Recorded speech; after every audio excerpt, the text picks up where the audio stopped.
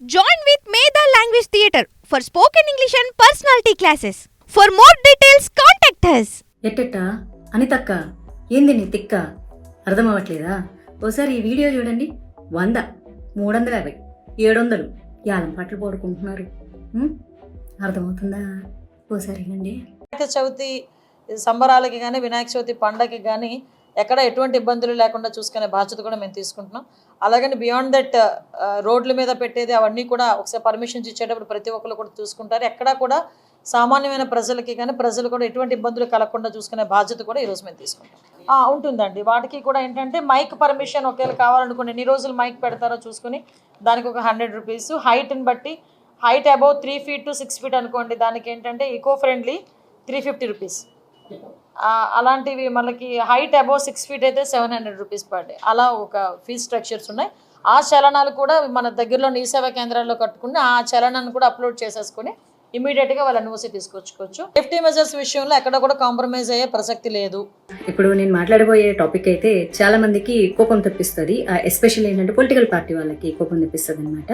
అందులోనూ ఆంధ్రప్రదేశ్లో ఉన్నటువంటి పొలిటికల్ పార్టీ ఇప్పుడు మన హోమ్ మినిస్టర్ గారు అనిత గారు మాట్లాడారనమాట. వెరీ అన్ఫార్చునేట్ ఏంటంటే ఈ అలయన్స్ ప్రభుత్వంలో మా పార్టీ కూడా ఉంది, బీజేపీ. అయినా సరే నేను తప్పు అని ఖండించి తీరతాను. ఎందుకంటే నాకు పార్టీ కంటే ముందు దేశం, ధర్మం, అందులోనూ నా హిందూ ధర్మం.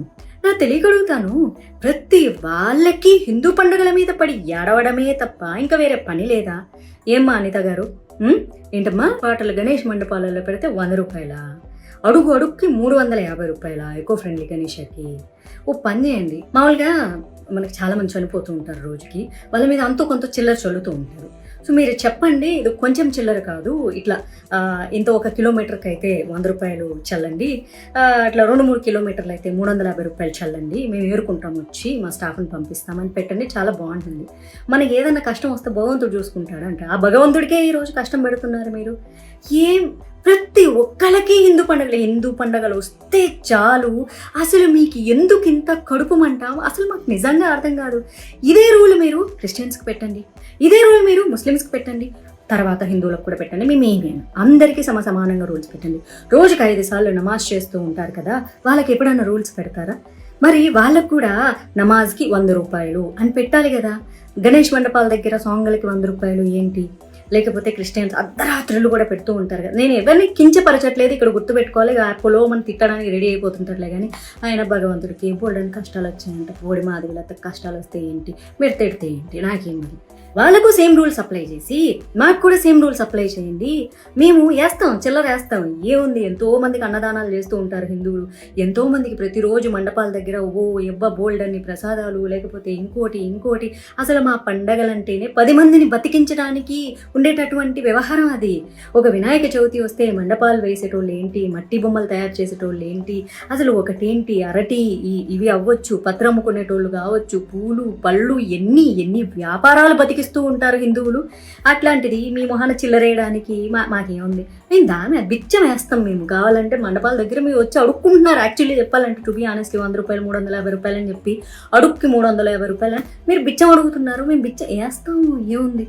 మా విగ్రహాల దగ్గర మీరు బిచ్చం ఎత్తుకుంటుంటే వేయడానికి మాకు ఏమన్నా ప్రాబ్లమా? నేను ఇప్పుడు ఇలా మాట్లాడాను అనుకో, ఇప్పుడు ఎన్వైరన్మెంట్ మీద ప్రేమ పుట్టుకొచ్చేస్తుంది చాలా మందికి. ప్రకృతి ప్రేమికులు అంటూ మాట్లాడతారు. మీరు మట్టి బొమ్మలు, ఆకులు అవన్నీ తీసుకెళ్లి వాటర్లో వేస్తారు, మరి వాటన్నింటినీ చెరువుల్లోంచి, కాలువల్లోంచి, వీటిలోంచి బయటికి తీయాలి.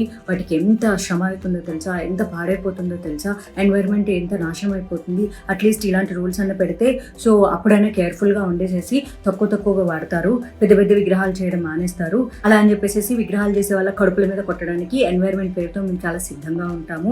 ఈ సమయంలోనే మట్టి బొమ్మలు అమ్ముకునే వాళ్ళ జీవితాలు సంకనాకిచ్చి సర్వనాశనం చేయడానికి ఎన్వైరన్మెంట్, వాటి సేఫ్టీ, ప్రకృతి ఆరాధకులు, ప్రేమికులు అనే వాళ్ళం మేము అసలు ఎప్పుడు రెడీగా ఉంటాము. ఎందుకంటే రేప్ చేసిన అమ్మాయి ఎట్ట చచ్చిపోయినా పర్వాలేదు, కానీ రేపిస్ట్ గాడికి ఉరి శిక్ష, ఇంకో శిక్ష వేస్తే మానవ హక్కులు అని చెప్పి ముందుకు వస్తారు చూడు. అట్లాంటి ప్రకృతి ప్రేమికులు ఇప్పుడు ముందుకు వచ్చేస్తారనమాట.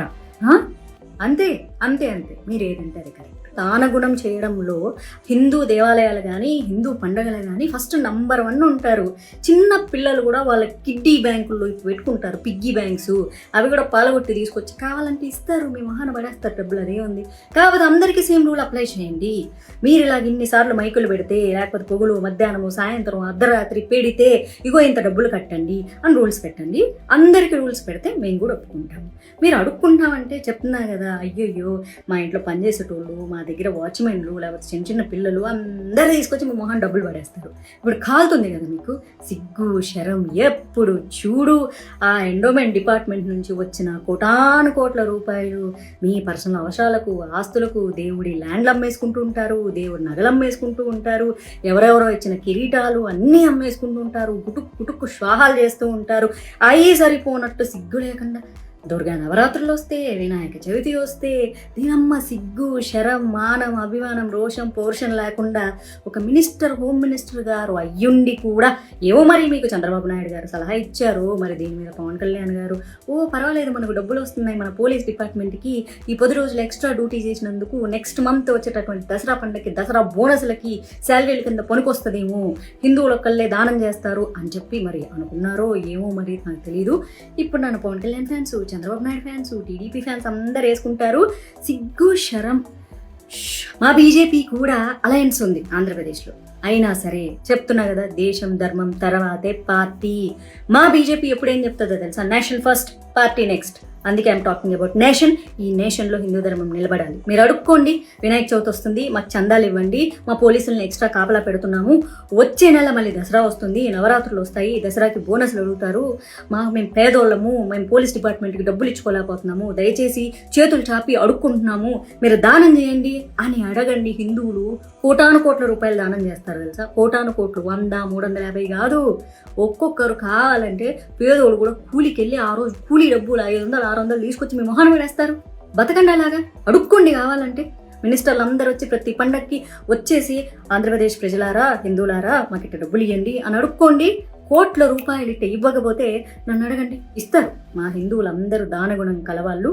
కానీ అఫీషియల్ ప్రెస్ మీట్ పెట్టి దానికి 100, దీనికి 100, దానికి నా 100 అని అడుక్కోవద్దు. Shame on you, shame on you.